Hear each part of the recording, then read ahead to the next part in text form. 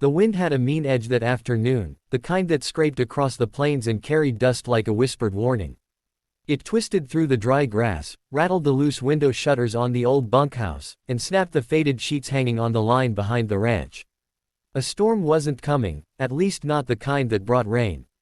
This was the storm that lived in the land itself, the one that rose whenever the sun baked the earth too long and the wind forgot how to be gentle. Cowboys learned to live with it, learned to read it, learned to tie their bandanas tighter and keep their hats low. But it never quite stopped feeling like the world was reminding them who truly owned the land. And that was fine with Jace Turner, who had never expected comfort or privilege from anything in life. He rode into the Triple Horn Ranch with nothing but a half-starved horse, a patched saddle, and a reputation that chasing bad luck would have envied. Trouble followed him the way dust followed the wind, always swirling at his heels, always settling somewhere he didn't want it to. The Triple Horn Ranch rose from the horizon like a memory of a better time. Sprawling fences, a maze of corrals, barns so old their beams had stories carved into them, and a house big enough to look like it was daring the wilderness to try something. Smoke drifted from its chimney in a stubborn line, as if the house wanted to shout at the approaching cowboy, "We don't bend to the wind around here." Jace respected that kind of pride. He tugged on the reins and slowed his chestnut mare, Ruby. The horse snorted in irritation, but she obeyed. She was a good animal, the best partner he had in this world, even if she liked to argue more than any human he knew. He leaned down and stroked her neck. "Easy, girl," he murmured. "We're just looking for a place to sleep. Maybe a few dollars if the boss here ain't too mean." He'd heard whispers about the ranch boss, Silas Granger, a man carved out of the same desert stone that built the cliffs around the county. Some said he was fair but ferocious. Others said he had a temper that'd make rattlesnakes coil back in fear. But every drifter and cowhand knew one truth: if you needed work, Silas Granger had plenty. If you needed forgiveness or lenience, he had none. Work was all Jace needed. For now. He rode up to the corral where a lanky young ranch hand leaned against the fence eating a peach, its juice dripping down his wrist. The boy, no older than 16, stared at Jace like he was a ghost or a gunfighter, which meant he was looking at him the same way everyone did. "You Jace Turner?" the boy asked, wiping his wrist on his shirt. Jace stiffened, though he didn't let it show. "Depends who's askin'. Boss is," the boy replied. "He's been waitin' on you." "Waitin'?" Jace lifted an eyebrow. Nobody waited on him except debt collectors and angry sheriffs. "Yep." The boy took another bite of his peach, chewed thoughtfully, and jerked his thumb toward the house. "Said to bring you right up." Jace clicked his tongue at Ruby and nudged her forward. The boy didn't follow, he only watched, wide-eyed, as though escorting a man like Jace any farther might revoke his future chances at living a long, comfortable life. As Jace approached the house, he saw the ranch boss standing on the porch. Silas Granger was bigger than the rumors, broad-shouldered, thick-bearded, and sun-scarred, a man who looked like he'd been built by someone too tired to carve details into him. His arms were crossed, and there was no warmth in his eyes. Not hatred either, just a cold, measured appraisal, the way a banker might look at a ledger he already suspected was flawed. Jace dismounted and tied Ruby's reins to the post. He removed his hat, brushed the dust from its brim, and nodded politely. "Mr. Granger." Silas did not nod back.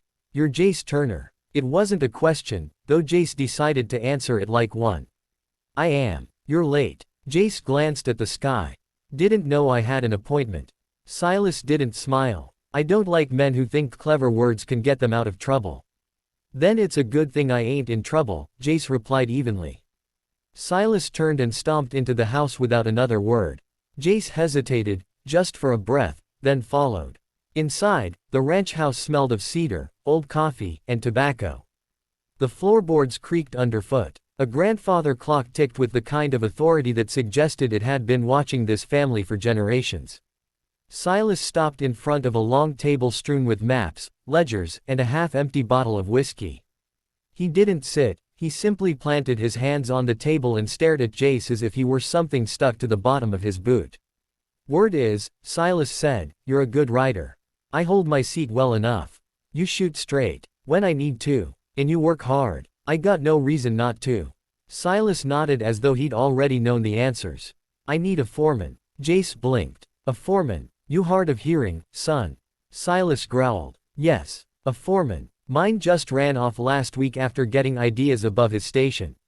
Which were? Silas straightened up slowly, as though it pained him. My daughter. Ah, now the whispers made sense. There were rumors, cloudy ones, about Silas's daughter. Jace had heard talk in saloons from Texas all the way up through Wyoming. Some said she was strange. Some said she was mean. Some said she wasn't much to look at. Others refused to say anything at all, which usually meant the truth was uglier than the lie. Silas glared at Jace as if expecting him to comment. Jace didn't. Thought as much, Silas muttered. But I'm a man who protects what's his. Jace folded his arms. I'm looking for work, Mr. Granger. Nothing more. Silas slammed his fist down on the table. The whiskey bottle rattled. The clock ticked louder, as though offended. That's the problem, he yelled. Every damn cowboy within 100 miles comes looking for work, then starts prowling around my daughter like she's gossip to be sniffed at. I've had enough. Jace held his ground. I ain't prowling around anybody. Maybe not, Silas snapped. But I'm done talking, chances. He stepped forward until he was so close Jace could see the gray hairs in his beard and the little scar under his left eye. You want the job, Silas said, his voice lowering to a dangerous calm. There's one condition. Jace waited. You marry my daughter. Silence filled the room, thick and heavy. Even the clock seemed to pause. Jace blinked once, certain he'd misheard. Begging your pardon, you heard me. Silas stepped back and crossed his arms. Marry her, or leave. That sounds like a joke. I don't joke. This ain't a normal thing to ask a man. I ain't a normal man. Jace rubbed the back of his neck, trying to gather his thoughts. You don't even know if I'm the Marion type. You are today, and if I say no. Silas jerked his chin toward the door. Then you ride out. My ranch, my rules. Jace opened his mouth to speak, but Silas cut him off with a look that carried the weight of everything he'd lived through. Droughts, deaths, betrayals, cowhands who stole from him, cowhands who failed him, cowhands who took advantage of the one piece of his life he still considered sacred. You think I'd put my daughter in the hands of some fancy gun hand or swaggering horse breaker? Silas said, voice lowering. No, I want a man who don't run. A man who ain't looking to take advantage. A man who needs a place. You fit that description. Jace bristled at that. I need work, not charity. You'll get work. Hard work. The kind that earns respect. And you'll get a wife who needs a man with backbone, not flattery. Jace swallowed hard. What exactly is wrong with her? Silas's expression became stone. Watch yourself. Then why the ultimatum? Jace pressed. Why not let her choose her own man? Because she makes poor decisions, Silas growled. Always has. Thinks with her heart, not her head. Let smooth talk and pretty promises fool her. I won't let it happen again. Again. Silas turned away, refusing to answer. Jace knew then that arguing was pointless. Silas Granger was a man who'd already made peace with whatever madness he was proposing. It was Jace who had to decide if he could stomach it. He looked down at his worn boots, at the dust crusted along the seams, at the life he'd been living for years, sleeping under the stars, eating when he could, writing until the horizon became a familiar enemy. A man could only drift so long before the drifting turned into dying. He glanced out the window. Ruby grazed quietly beside the porch. She deserved better than wandering until her legs gave out. And Jace deserved better than constant suspicion, constant running from a past that never fully forgave him. Mr. Granger, he said slowly, I ain't in the business of marrying strangers. Then consider her a coworker. That ain't how marriage works. It can, Silas said. If the man is honorable. Jace sucked in a breath. You're asking a lot.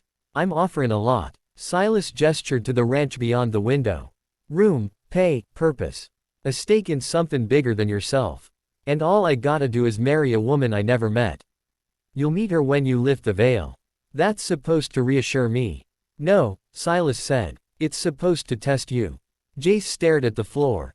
The boards were old, crooked, worn thin by generations of boots. He felt suddenly small standing there, like he'd walked into a story someone else had already written. He could say no. He could ride off. He could take his chances elsewhere. But chances were running thin. He forced himself to meet Silas's eyes. You really won't budge on this. Not an inch. Jace felt the decision settle inside him, heavy and irreversible. There were moments in a man's life when the future arrived all at once, uninvited and unavoidable. This was one of them. He exhaled slowly. All right. Silas didn't react. Jace squared his shoulders. I'll marry her. Silas nodded once, sharp and satisfied. Good. But Jace wasn't done. But I want your word, Mr. Granger. On what? That I'll be treated fairly. That this ain't some trick or trap. And that your daughter, whoever she is, gets the respect she deserves. Silas's expression softened, though only slightly. You have my word. Jace nodded. Then I'll stand by mine. Silas extended his hand. Jace hesitated a second before shaking it. The ranch boss's grip was strong, unyielding, the kind of handshake that felt like a contract carved in granite. It'll be done by sundown, Silas said. Sundown? Jace asked. You got something better to do. Jace sighed. Not anymore. Silas pointed toward the door. Get yourself cleaned up. Wear something decent. I'll send a man to fetch you when it's time. Jace touched the brim of his hat. Yes, sir. He turned and left the house, stepping back into the fierce afternoon sun. The wind tugged at him again, swirling dust around his boots. Ruby lifted her head and snorted softly, as if asking what kind of trouble he'd managed to get himself into now. He stroked her muzzle. Guess we're stayin' a while, girl. Ruby flicked her tail in what might have been disapproval, or acceptance. With horses, it was hard to tell. Jace tightened her reins, looked up at the vast blue sky stretching endlessly overhead, and felt the weight of his choice settle deeper into his bones. A cowboy lived by his word. And he had just given his.